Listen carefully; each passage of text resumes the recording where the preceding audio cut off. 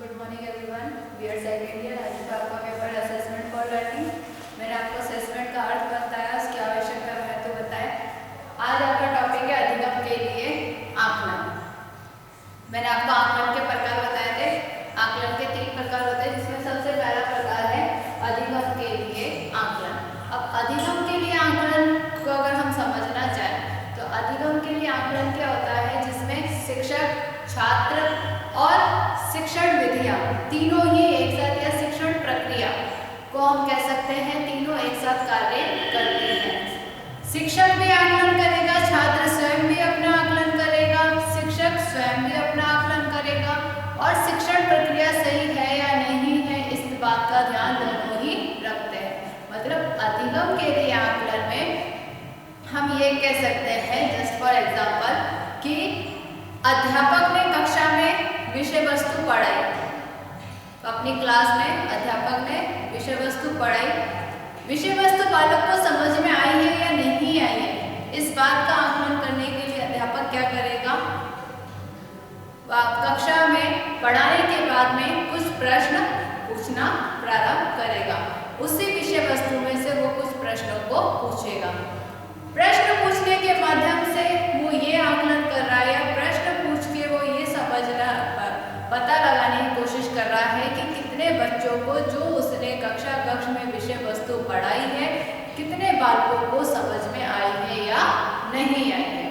अगर नहीं आई है, अध्यापक अपनी शिक्षण विधि में परिवर्तन करते हुए वापस उस विषय वस्तु को समझाने की कोशिश करेगा, ये समझने की कोशिश करेगा कहाँ पे उससे गलती रह गई है, जो विषय वस्तु बालकों को समझ में नहीं आ पाई है।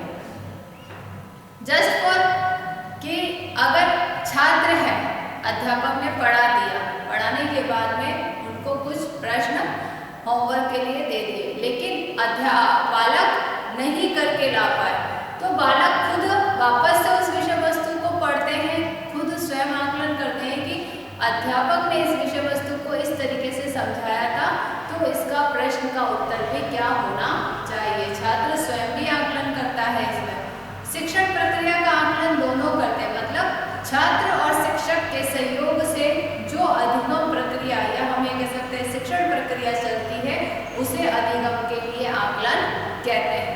तो अधिगम के लिए आकलन की सबसे पहले मैं आपको अवधारणा लिखवाती हूँ कि अधिगम के लिए आकलन की अवधारणा क्या है।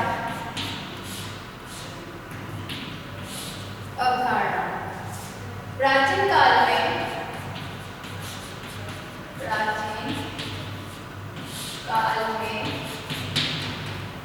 गुरुकुल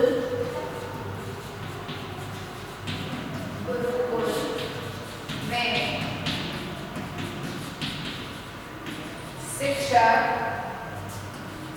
द्वारा अपनी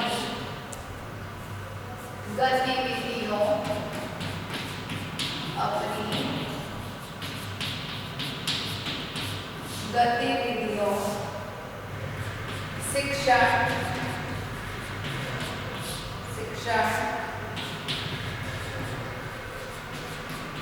विधियों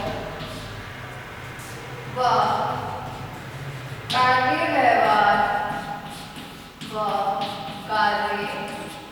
व्यवहार का आकलन, इस संदर्भ में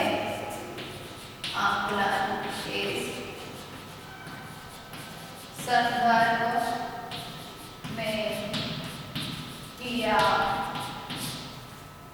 जाता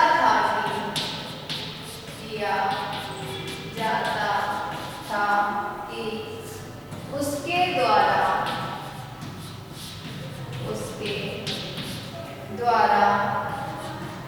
प्रत्येक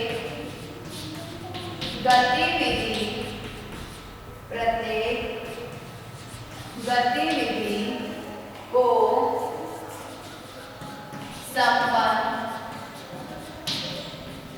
संपन्न करने से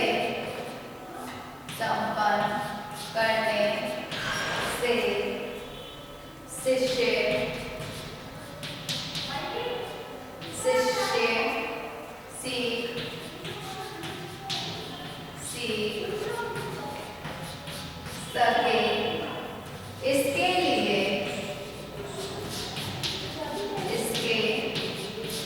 लिए शिक्षक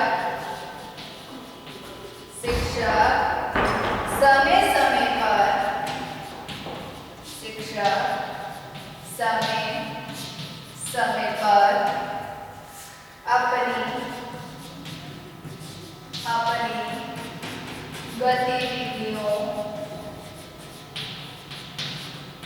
अपनी गतिविधियों में परिवर्तन करता है, जैसे गुरु द्रोणाचार्य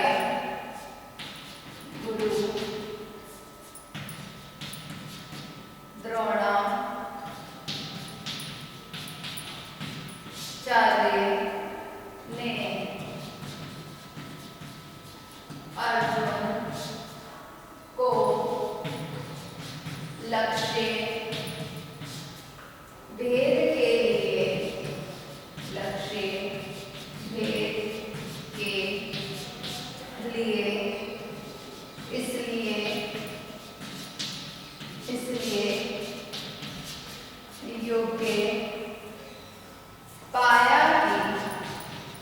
इसलिए योग्य पाया कि उसकी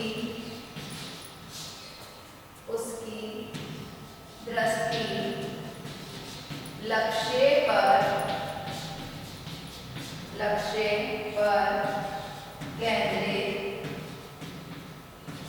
केंद्रित थी। छात्र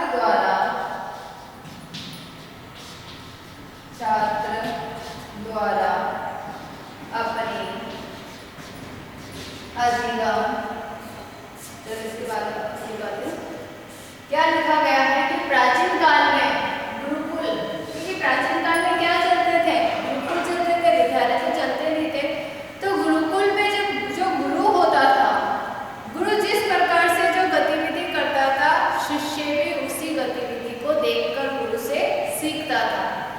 गुरु सभी क्षेत्रों का ज्ञान देता था, मौखिक रूप से देते थे, लेकिन सभी क्षेत्रों के ज्ञान उसमें प्रदान किए जाते थे।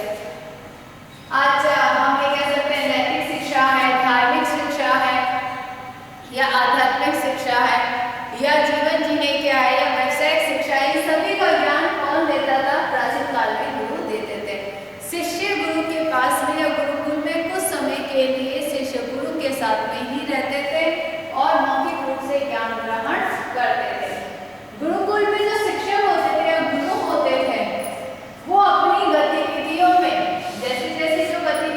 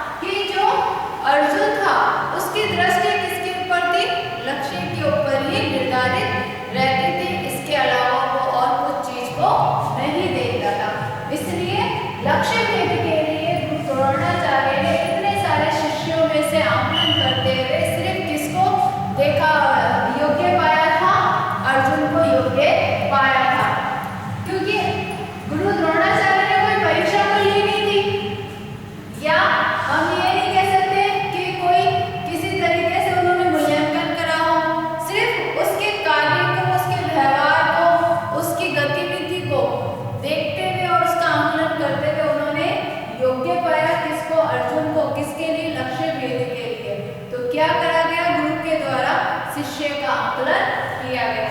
फिर आगे लिखेंगे इसमें हम अवधारणा में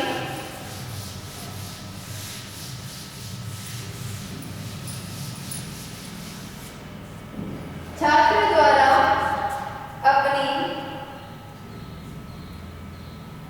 अधिगम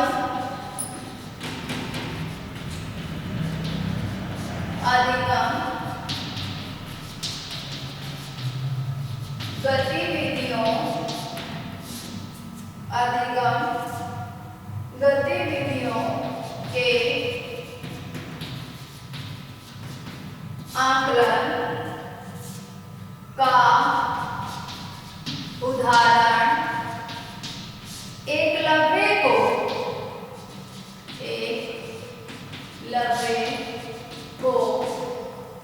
माना जा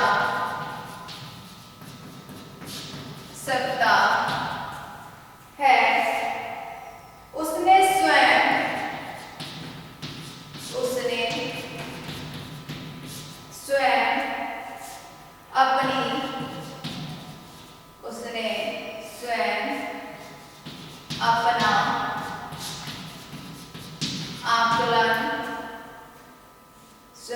अपना आकलन किया तथा अपनी गतिविधि में सुधार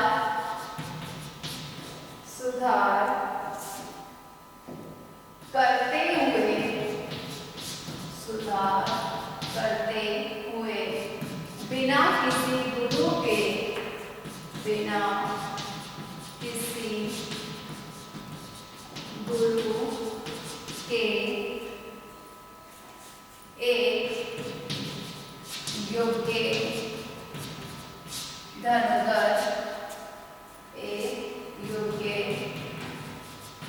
धनुर्धर बन गया। अधिगम के लिए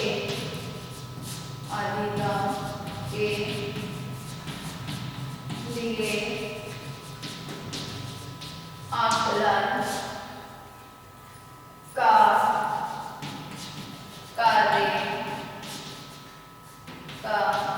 कार्य गुरु द्वारा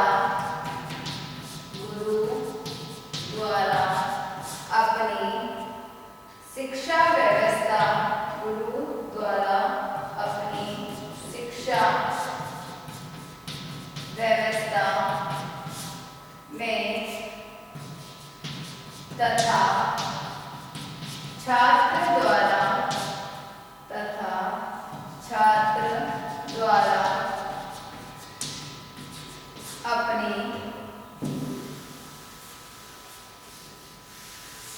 छात्र द्वारा अपनी अधिगम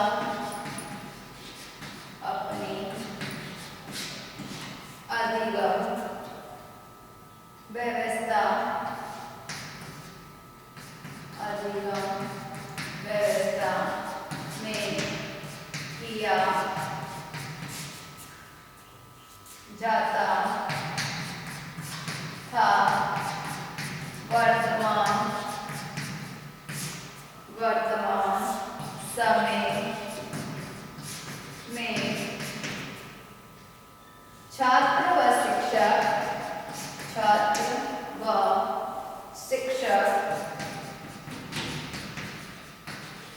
शिक्षक दोनों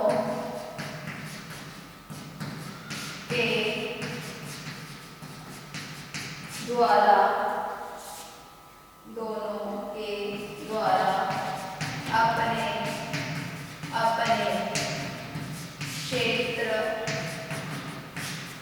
अपने क्षेत्र का आकलन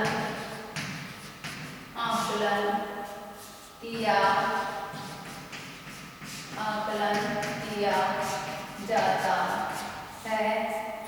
मतलब छात्र द्वारा अपनी अधिगम गतिविधियों के आकलन का उदाहरण, क्योंकि जैसे मैंने कहा था पहले भी कि शिक्षक भी आकलन करता है और छात्र भी आकलन करता है, तो छात्र द्वारा आकलन का उदाहरण किसे माना गया है? एकलव्य को। और शिक्षक द्वारा आकलन का उदाहरण किसे माना गया है? अर्जुन को, सॉरी गुरु द्रोणाचार्य के द्वारा अर्जुन को। एकलव्य जो छात्र था, बिना किसी गुरु की सहायता के एकलव्य ने क्या सीखी थी? धनुर्धर विद्या सीखी थी। स्वयं इतना अपनी गतिविधि को वो करता था और उसमें खुद सुधार करता था, जिसके द्वारा वो एक योग्य धनुर्धर बन गया था। मतलब उसको किसी ने सिखाया नहीं था, वो स्वयं जब वो सीखता था स्वयं अपना आकलन करता था कि मैंने कहाँ कहाँ पर क्या क्या गलती करी है, और उस गलती में वो क्या करता था? स्वयं सुधार करता चलता था। तो एकलव्य को छात्र के द्वारा आकलन का उदाहरण माना गया, अर्जुन को गुरु के द्वारा आकलन का उदाहरण माना गया। तो एकलव्य को माना जा सकता है उसने स्वयं आकलन किया तथा अपनी गतिविधि में सुधार करते हुए बिना किसी गुरु के एक योग्य धनुर्धर बन गया। अधिगम के लिए आकलन का कार्य गुरु द्वारा अपनी शिक्षा व्यवस्था में, मतलब गुरु अपनी शिक्षा व्यवस्था में या शिक्षण प्रक्रिया में, और छात्र द्वारा अपनी अधिगम व्यवस्था में कि छात्र जो सीख रहा है वो किस तरीके से सीख रहा है, तो छात्र द्वारा अपनी अधिगम व्यवस्था में किया जाता है। वर्तमान समय में छात्र व शिक्षक दोनों के द्वारा, क्योंकि अधिगम के लिए आकलन में छात्र भी कार्य करता है और शिक्षक भी कार्य करता है, दोनों ही आकलन करते हैं। तो छात्र व शिक्षक दोनों के द्वारा अपने अपने क्षेत्र का आकलन किया जाता है। अब अर्थ लिखूंगी अधिगम के लिए आकलन की प्रक्रिया में।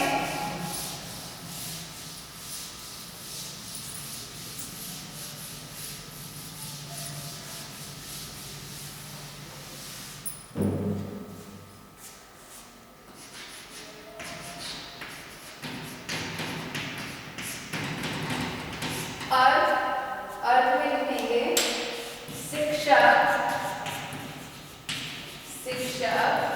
व छात्रों के, शिक्षक व छात्रों के सहयोग से होने वाली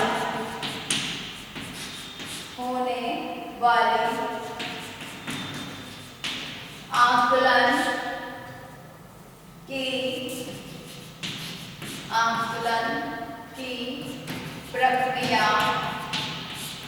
प्रक्रिया से है।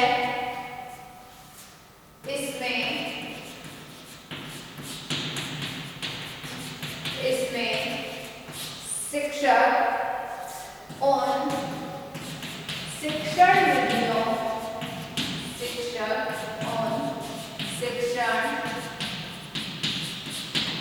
विधियों तथा शिक्षण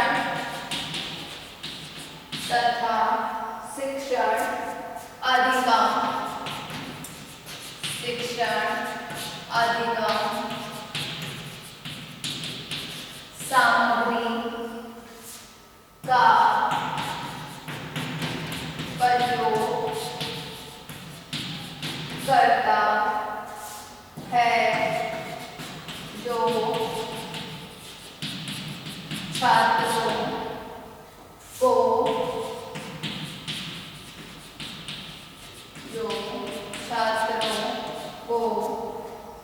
अधिकतम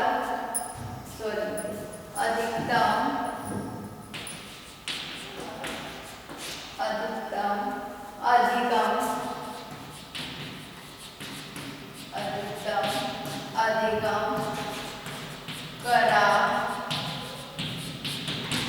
सके।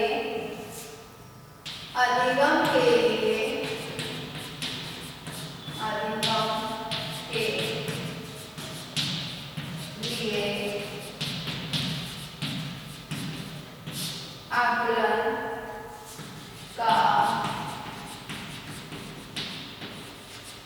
संबंध शिक्षक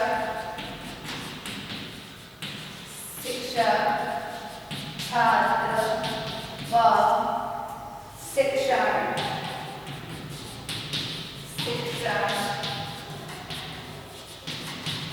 अधिगम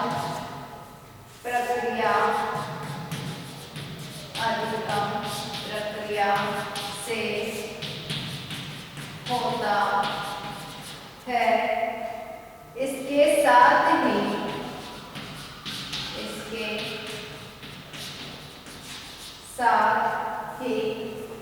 उन सभी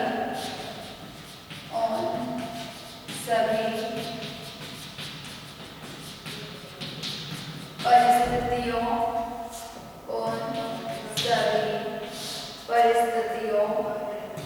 को भी इसमें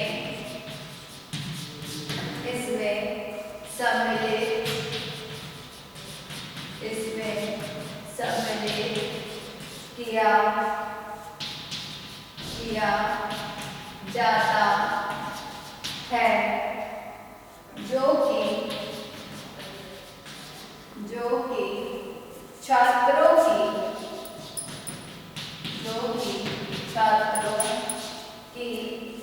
शिक्षण अधिगम प्रक्रिया को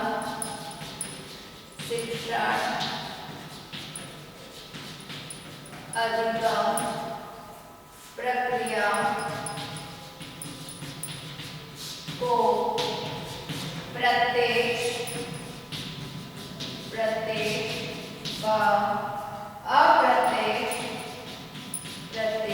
व अप्रत्यक्ष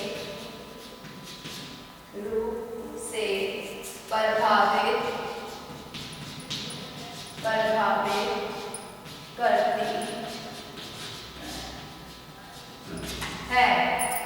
अर्थ में क्या लिखेंगे हम कि शिक्षक व छात्रों के सहयोग से, मतलब दोनों के सहयोग से होने वाली आकलन की प्रक्रिया से है। ऐसा नहीं है कि सिर्फ शिक्षक ही पढ़ा रहा और छात्र का उसमें कोई योगदान नहीं होगा। छात्र का भी पूरा उतना ही योगदान होगा जितना शिक्षक का योगदान हो रहा है।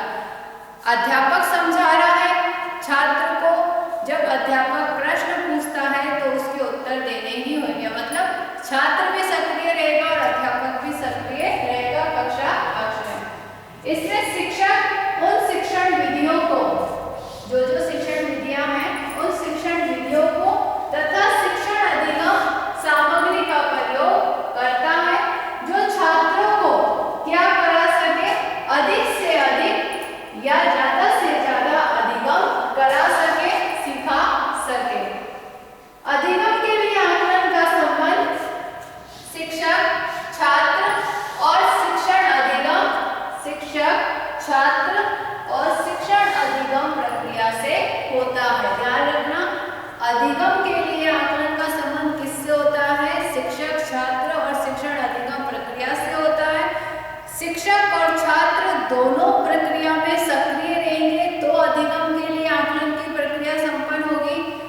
अगर शिक्षक सक्रिय नहीं है तो अधिगम के लिए आकलन की प्रक्रिया संपन्न नहीं हो सकती, या छात्र सक्रिय नहीं है तो भी अधिगम के लिए आकलन की प्रक्रिया संभव नहीं हो सकती। दोनों का एक साथ सक्रिय रहना कक्षा कक्ष में अनिवार्य होता है। इसके साथ ही उन सभी परिस्थितियों को भी इसमें सम्मिलित किया जाता है जो कि छात्र की शिक्षण अधिगम प्रक्रिया को प्रत्यक्ष जो दिखती है और अप्रत्यक्ष जो नहीं दिखती है, उस दोनों को प्रभावित करता है। कि ऐसा नहीं है कि जो विषय वस्तु हम पढ़ाते हैं वो प्रत्यक्ष रूप से जो बालक सीख रहा है वो तो हमें दिख रही है, लेकिन अप्रत्यक्ष रूप से भी वो कई सारी चीजें सीखता है, तो जो हमें नहीं दिखती लेकिन उसका इफेक्ट या उसका प्रभाव बालक के, हम ये कह सकते हैं,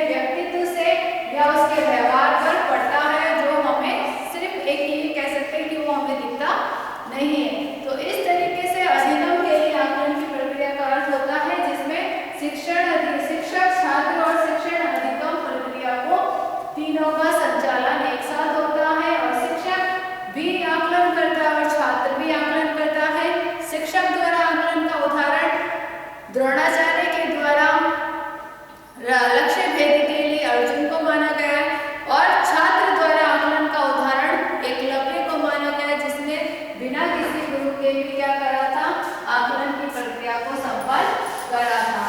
आज आपका गृह कार्य प्रश्न है